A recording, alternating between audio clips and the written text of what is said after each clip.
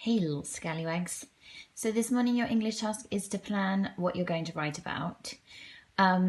Basically we're going to be rewriting the story of The Way Back Home. So we're coming up with our own ideas and our own versions of the story.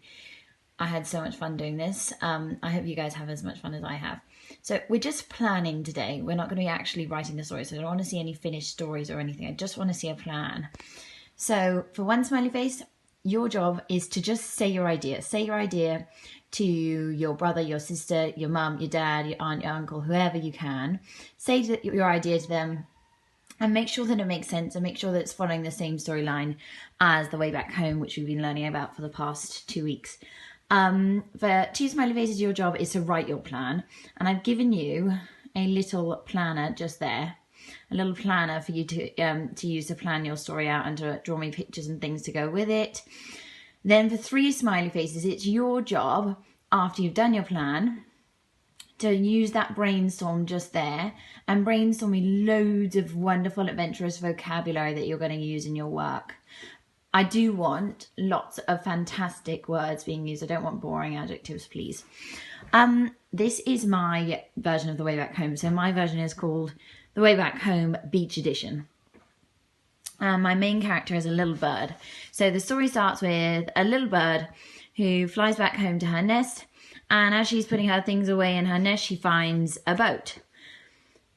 And she decides to take her little boat out for a ride because she loves sailing. So she goes out for a little ride in her boat, and she sails farther and farther and farther into the sea.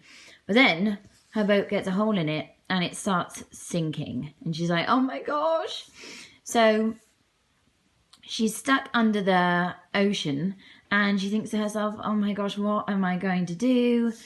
And then her torch starts to die.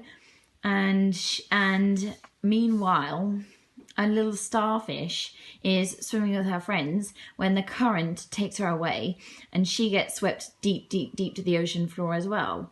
So they're both stuck on the ocean floor, the bird and the starfish.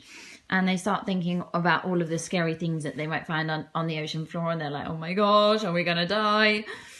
But then they meet each other and they think, oh, thank God, I have a friend and we can keep nice and safe together. So then the two of them are sitting down just wondering about what they're going to do. And then they come up with a plan. And after they come up with a plan, the little bird, she jumps up and flies back home and goes back to her tree where she lives. And while she's at her tree, the sun is shining and it's such a beautiful day, so she kind of falls asleep.